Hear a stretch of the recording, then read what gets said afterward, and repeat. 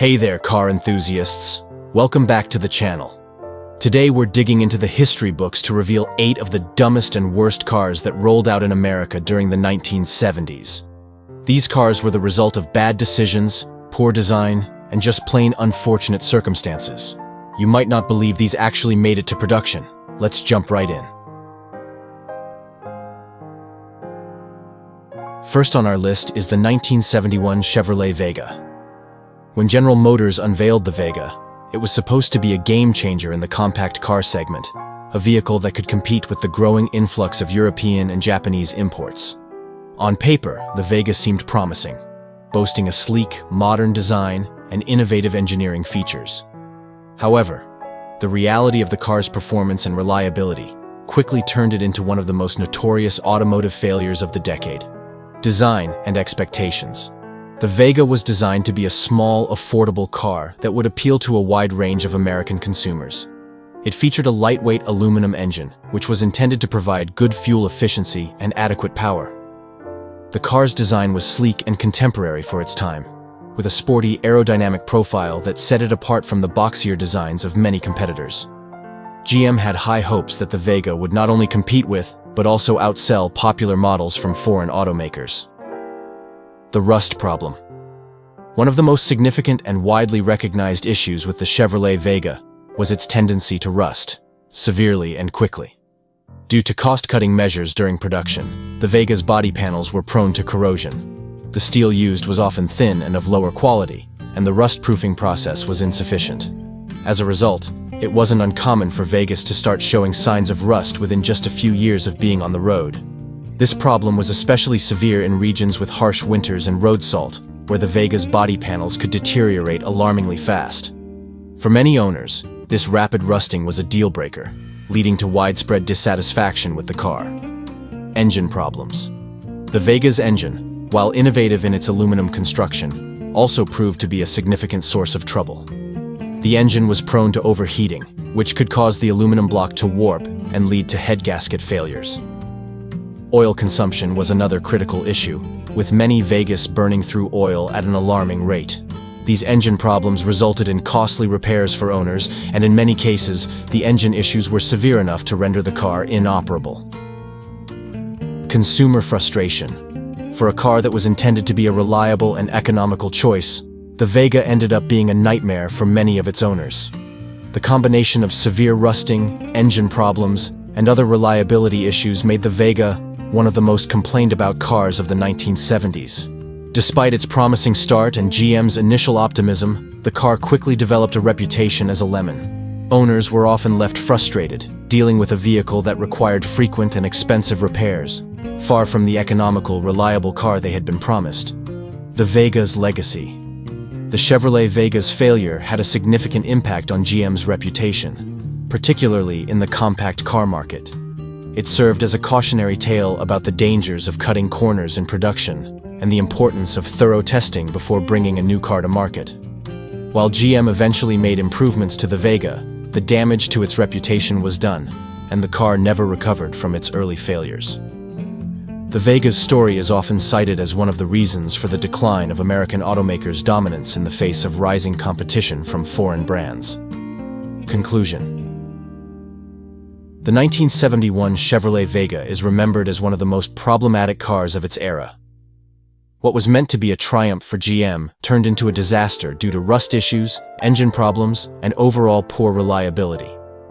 The Vega serves as a stark reminder of how quickly consumer trust can be lost when quality is compromised. Despite its promising start, the Vega's legacy is one of failure, making it a prime example of how not to launch a new car model.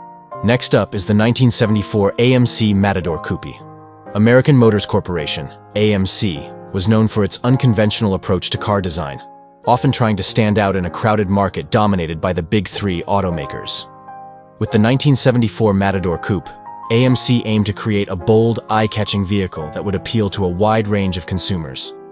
Unfortunately, the result was far from the success they had envisioned.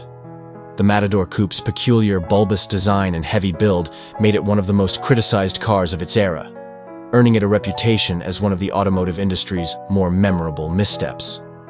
The design misfire. The 1974 Matador Coupe was intended to be a departure from the conservative styling of previous AMC models. Designer Richard Teague aimed to give the car a distinctive and futuristic look, but the final product was more baffling than beautiful. The car featured an oversized, rounded front end that was almost cartoonish in its proportions, coupled with a sloping, fastback roofline that created a mismatched silhouette. The Matador's awkward design elements clashed rather than complemented each other, resulting in a vehicle that many considered one of the ugliest cars on the road. The front end, with its large, protruding bumper and wide grille, became a focal point for criticism, as it seemed more suited to a caricature than a car. The overall shape of the Matador Coupe made it difficult for consumers to take seriously, with many wondering what AMC was thinking when they approved such a design. Performance woes. Beyond its unusual appearance, the 1974 Matador Coupe also suffered from performance issues that further cemented its reputation as a dud.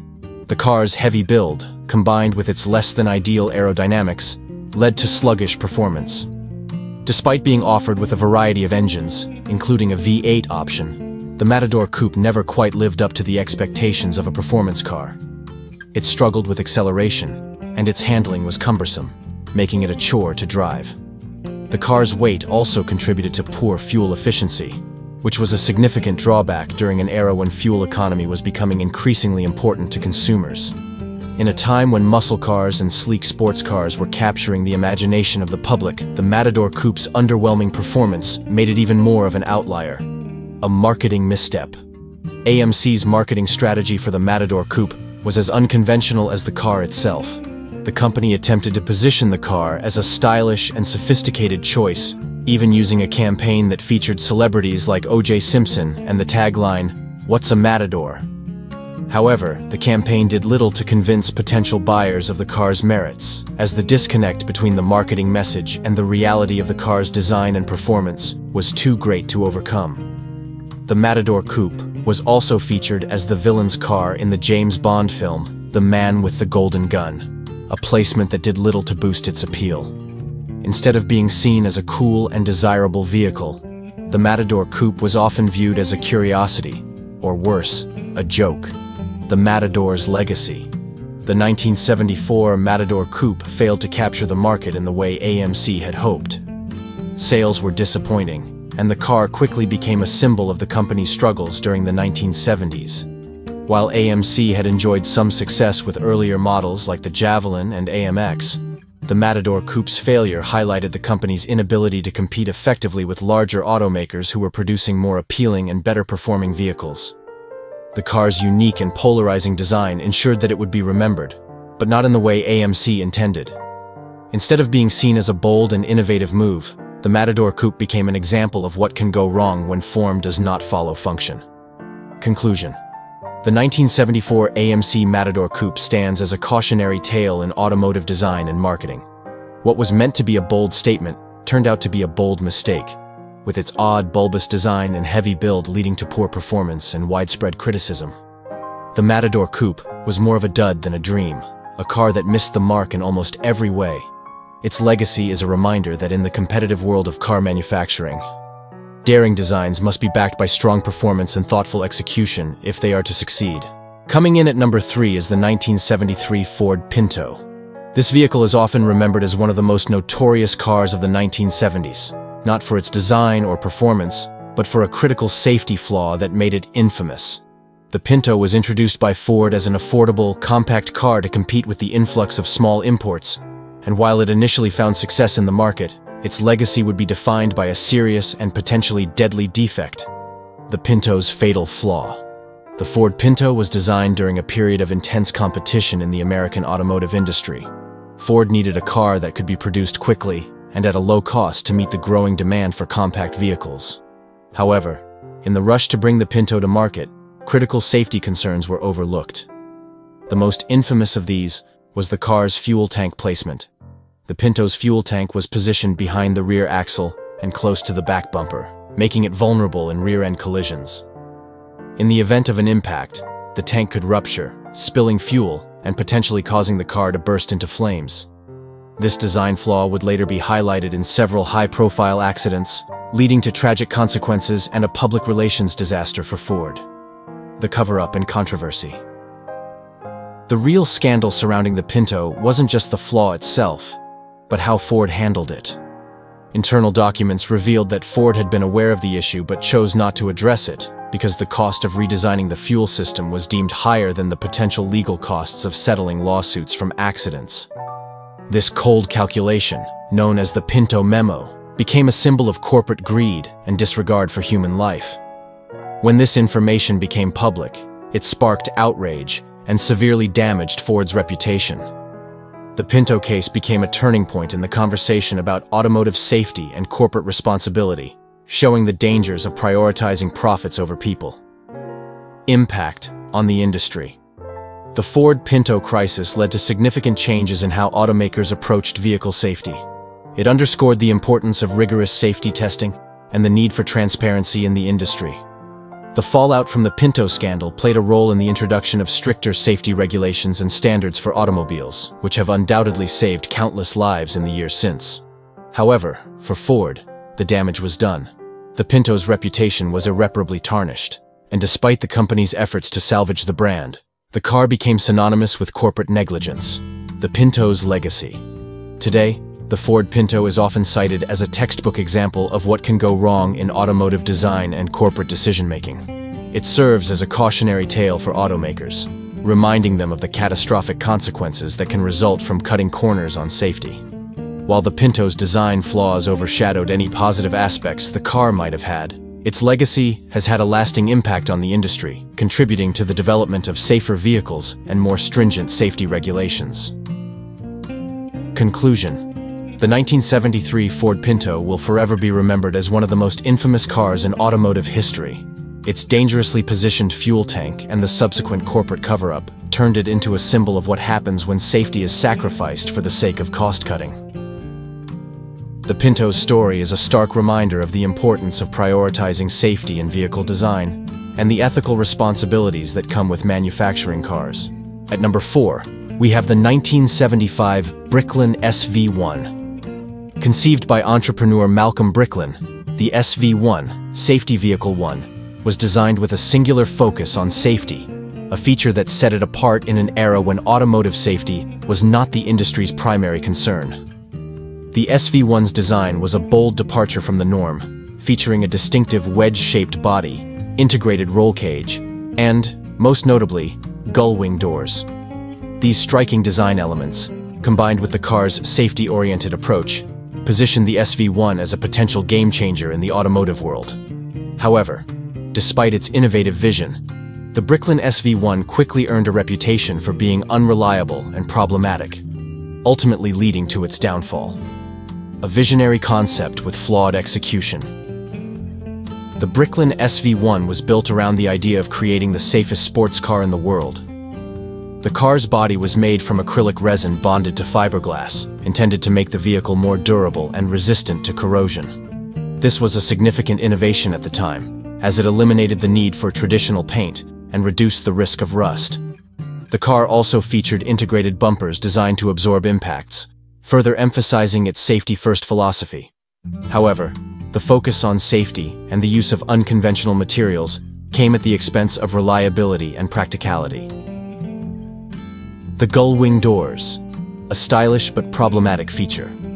One of the most iconic features of the Brickland SV1 was its gull-wing doors, which were intended to add both a futuristic flair and a practical safety function. The doors, operated by hydraulic pistons, were meant to make entry and exit easier in tight spaces, and their unique design certainly turned heads. However, in practice, these doors became one of the car's biggest weaknesses. The hydraulic system was prone to failure, leaving owners stranded with doors that wouldn't open or close properly. This issue was exacerbated by the car's overall build quality, which was inconsistent and often subpar. The gull-wing doors, which were meant to be a highlight of the SV1, instead became a symbol of the car's unreliability, quality control issues, and financial struggles. The Brickland SV1 was plagued by a host of quality control issues that further tarnished its reputation. Production delays, faulty components, and inconsistent craftsmanship led to numerous customer complaints and warranty claims. Additionally, the car's heavy weight, due in part to the safety features and materials used in its construction, resulted in underwhelming performance. The SV1's V8 engine, sourced from American manufacturers like AMC and Ford, struggled to deliver the power and agility expected of a sports car, making the driving experience less thrilling than its aggressive styling suggested. Financial troubles also played a significant role in the SV1's downfall. The car was produced in Canada, where the government of New Brunswick had invested heavily in the project, hoping to stimulate the local economy. However, the production costs quickly spiraled out of control, and the company was unable to meet its ambitious sales targets. As a result, the Brickland Motor Company faced mounting debts and was forced to shut down production after only a few years, with fewer than 3,000 SV1s ever built. A well-intentioned failure. Despite its numerous flaws, the Brickland SV1 was a car born out of a genuine desire to innovate and prioritize safety in an industry that often overlooked it. Malcolm Brickland's vision of creating a safer sports car was ahead of its time, and in many ways, the SV1 paved the way for future advancements in automotive safety. However, the car's execution failed to live up to its promise. The SV1's unreliability, coupled with its high price tag and lackluster performance, meant that it never found the commercial success or critical acclaim that its creator had hoped for. Legacy and collectability. Today, the Brickland SV1 is remembered as a curious footnote in automotive history. A car that dared to be different, but ultimately fell short of its goals.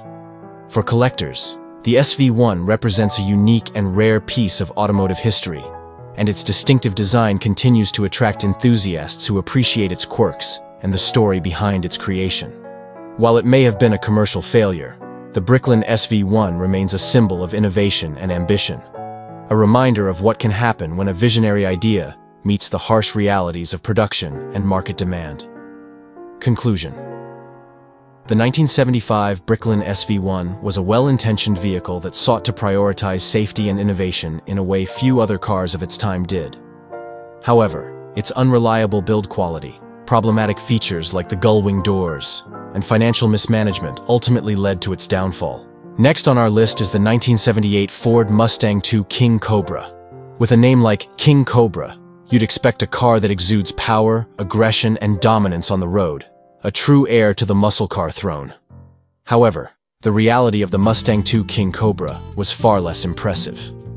This iteration of the iconic Mustang brand was introduced during a time when the automotive industry was grappling with strict emissions regulations, rising fuel prices, and shifting consumer demands. As a result, the King Cobra ended up being more of a cosmetic exercise than a true performance machine. A missed opportunity in the Mustang legacy. The Mustang II, introduced in 1974, was a response to the oil crisis of the 1970s and a departure from the powerful V8-driven Mustangs of the 1960s. It was smaller, lighter, and designed with fuel efficiency in mind. But in doing so, it lost much of the muscle car spirit that had made the Mustang a cultural icon. By 1978, Ford attempted to recapture some of that lost glory with the King Cobra variant, hoping to appeal to enthusiasts who still longed for a car with attitude and presence. All show and no go. The King Cobra was visually striking, featuring bold graphics, a distinctive front air dam, a large hood scoop, and the iconic Cobra emblem. The styling was aggressive and hinted at the muscle car heritage that fans cherished. However, beneath this flashy exterior, the King Cobra lacked the performance to back up its looks. The car was powered by a 5.0-liter V8 engine, which, on paper, might have seemed promising. However, due to the aforementioned emissions regulations and the focus on fuel efficiency, this engine produced only around 140 horsepower, a far cry from the high-powered Mustangs of the past. The King Cobra's engine was mated to either a 3-speed automatic or a 4-speed manual transmission, but neither option provided the kind of performance that muscle car enthusiasts expected. Acceleration was sluggish, and the car's handling was more tuned for comfort than for the thrilling driving experience that the Mustang name suggested. In essence, the King Cobra was more bark than bite, a car that looked the part but couldn't deliver on the promise of its name. A product of its time. The 1970s were a challenging decade for performance cars, and the Mustang II King Cobra is a prime example of how external pressures shaped the automotive industry. The emphasis on fuel efficiency and emissions compliance, combined with the economic realities of the time, meant that the era of big, powerful engines was temporarily over. Ford, like many other manufacturers, had to adapt to these new conditions, and the King Cobra was an attempt to balance the Mustang's legacy with the demands of the market. Unfortunately, this balance was never truly achieved. The King Cobra's flashy appearance couldn't hide the fact that it was underpowered and outmatched by its predecessors. For many Mustang fans, the King Cobra was a disappointment, a car that promised much but delivered little in terms of performance. It was a reminder that the golden age of muscle cars had come to an end, at least for the time being. Legacy and collectability. Despite its shortcomings, the Mustang II King Cobra has found a place in automotive history as a curious chapter in the Mustang's evolution. For collectors, it represents a unique period when the muscle car had to adapt to new realities. Its rarity, fewer than 5,000 were produced, adds to its appeal among certain enthusiasts who appreciate its distinct styling and the story it tells about the challenges of the 1970s. Today, the King Cobra is often seen as a symbol of the compromises that were necessary during a difficult period for the automotive industry. While it may not have lived up to the Mustang's storied past, it serves as a reminder of the resilience of the brand, which would later return to its high-performance roots in the 1980s and beyond. Conclusion. The 1978 Ford Mustang II King Cobra was a car that, despite its bold name and aggressive styling, fell short of the expectations set by its predecessors. Underpowered and unable to deliver the muscle car experience that enthusiasts craved, it became a symbol of the compromises that defined the automotive industry in the 1970s. While it may not be remembered as one of the great Mustangs, the King Cobra's place in history is secure as a product of its time, a car that tried to keep the muscle car spirit alive in an era when that spirit was under siege. At number 6, we have the 1975 Chevrolet Chevette.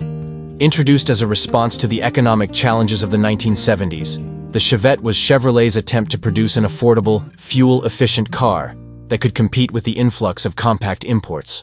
On paper, it seemed like a sensible move, a small, economical car designed to appeal to budget-conscious consumers during a time when fuel prices were high and the American auto industry was facing increased competition from abroad.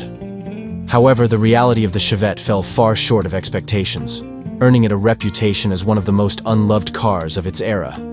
A misguided attempt at affordability. The Chevette was built with cost-cutting in mind, and it showed in almost every aspect of the car. From its underpowered engine to its Spartan interior, the Chevette was a car that prioritized affordability over quality. The base model was equipped with a 1.4-liter inline-4 engine that produced a meager 53 horsepower, making acceleration sluggish and driving on highways a challenge. Even the larger 1.6-liter engine option did little to improve its performance, leaving the Chevette struggling to keep up with traffic. The car's interior was equally uninspiring. Designed with minimalism in mind, the Chevette's cabin featured basic, uncomfortable seating, cheap materials, and a dashboard that was as plain as they come. There were few amenities, and what was offered often felt like an afterthought. This bare-bones approach might have been acceptable if the car had excelled in other areas, but it quickly became clear that the Chevette was a compromise that left most drivers wanting more. Build quality issues. One of the most significant criticisms of the Chevette was its build quality. The car was plagued with reliability issues, from poorly fitting body panels to frequent mechanical problems. Owners reported a range of issues, including faulty transmissions, rust-prone bodywork, and electrical malfunctions. The Chevette was a car that seemed to fall apart as quickly as it was put together, leading to widespread dissatisfaction among those who bought it. In an effort to cut costs, Chevrolet also skimped on sound insulation, making the Chevette an unpleasant car to drive for long distances. The combination of a noisy engine, road noise, and a generally uncomfortable ride made the Chevette a car that was best suited for short trips, if that. The car that everyone loved to hate. The Chevette quickly became the butt of jokes, earning a reputation as a car that was better avoided. It was often mocked for its lackluster performance and shoddy construction, and it became a symbol of the dark days of the American auto industry during the 1970s. For many, the Chevette was the epitome of what had gone wrong with American cars at the time. an uninspired, poorly executed vehicle that failed to deliver on its promises. Despite its flaws, the Chevette did manage to find a market among those who were simply looking for the cheapest new car they could buy. It was a car that met the basic need for transportation and nothing more. But even among those who owned one, there was little love for the Chevette. It was a car that got the job done, but it did so with little grace or joy, legacy and impact. The Chevette's legacy is one of missed opportunities and a reminder of the challenges that the American auto industry faced in the 1970s. While it was not the worst car ever made, it was a car that symbolized the decline in quality and innovation that characterized much of the decade. It also served as a lesson in the dangers of cutting corners. When you build a car that is cheap in every sense of the word, it becomes difficult to create something that people will actually want to own. Today, the Chevette is remembered more for its shortcomings than for any positive attributes. It is often cited as an example of how not to design a car, and it remains a symbol of an era when the American auto industry struggled to keep up with changing times. Conclusion: the 1975 Chevrolet Chevette was a car that was meant to provide affordable transportation but ended up being a vehicle that people loved to hate. Underpowered, uncomfortable, and plagued by poor build quality, the Chevette was a car that failed to inspire or impress. Its legacy is one of disappointment and frustration, serving as a reminder of the challenges faced by the American auto industry during a difficult period in its history. Next up, the 1977 Dodge Diplomat. Intended to be a reliable and practical midsize car, the Diplomat ultimately fell short of its goals, earning a reputation as one of the most forgettable vehicles of the 1970s. In a decade characterized by a mix of automotive innovations and uninspiring designs, the Diplomat was particularly unremarkable, with few features to distinguish it from its competitors. Design and performance. The 1977 Dodge Diplomat was designed to be a straightforward, no-frills car that offered basic transportation without any pretensions. Unfortunately, its design was emblematic of the era's trend towards uninspired, boxy sedans. The Diplomat's exterior was plain and utilitarian, with minimal styling elements to catch the eye. Its boxy shape, large bumpers, and simplistic lines made it blend in with the sea of similar vehicles on the road. Under the hood, the Diplomat offered a range of engines that were adequate, but hardly exciting. The base engine was a 318 cubic inch V8, which provided adequate power but lacked the performance and refinement that drivers were looking for. The larger engine options did little to improve the driving experience, as the car's overall performance remained sluggish and uninspiring. The Diplomat's handling was nothing to write home about, with a suspension that prioritized comfort over agility, resulting in a soft, lackluster ride. Interior and features. Inside, the 1977 Diplomat continued the theme of mediocrity. The cabin was designed with practicality in mind, but it was also characterized by its drab and unremarkable interior. The materials used were basic, and the design lacked any sense of flair or luxury. The dashboard was straightforward, with minimal instrumentation and controls that were functional but uninspired. One of the Diplomat's key selling points was its spacious interior, which provided ample room for passengers and cargo. However, this practicality did little to compensate for the car's overall lack of excitement. The interior features were sparse, with few amenities to enhance the driving experience. While the car was designed to be reliable and functional, it often felt like it was missing the little touches that could have made it more enjoyable to drive. Market reception and legacy. Despite its intended role as a reliable midsize vehicle, the 1977 Dodge Diplomat was met with indifference by both critics and consumers. It was overshadowed by more dynamic and innovative competitors, and its lack of character made it a forgettable choice for many buyers. The Diplomat struggled to capture the attention of the market, and it did little to stand out in a decade that was already filled with uninspiring vehicles. The Diplomat's legacy is one of blandness and mediocrity. While it fulfilled its role as a basic transportation option, it did so without any memorable qualities or standout features. It serves as a reminder of the era's tendency to produce cars that were functional but lacked the creativity and excitement that defined other periods in automotive history. Conclusion. The The 1977 Dodge Diplomat was designed to be a reliable and practical midsize car, but ultimately became a symbol of automotive blandness. Its uninspired design, sluggish performance, and lack of character made it a forgettable entry in a decade full of forgettable cars. While it met the basic needs of its buyers, it failed to make a lasting impression and remains a footnote in the history of 1970s automobiles. And finally, the 1979 Oldsmobile Cutless diesel. General Motors' foray into diesel engines with the 1979 Oldsmobile Cutless was intended to offer an alternative to gasoline-powered vehicles, but it quickly became one of the most notorious failures in automotive history. This attempt to innovate turned into a costly and frustrating experience for many consumers, highlighting the pitfalls of early diesel technology. Engine and performance. The Cutless diesel was equipped with a 5.7-liter V8 diesel engine, which GM had hoped would provide better fuel economy and durability. Unfortunately, the reality was far from the promise. The engine suffered from a myriad of issues that made it unreliable and problematic. One of the major problems was the engine's tendency to overheat and develop severe internal wear, leading to frequent breakdowns. The diesel engine, while theoretically capable of better fuel efficiency, was often marred by poor performance and sluggish acceleration, which disappointed drivers expecting a powerful driving experience. Reliability issues. The Cutless diesel quickly became infamous for its reliability problems. Owners reported frequent and costly repairs, including issues with the engine block, cylinder heads, and fuel injectors.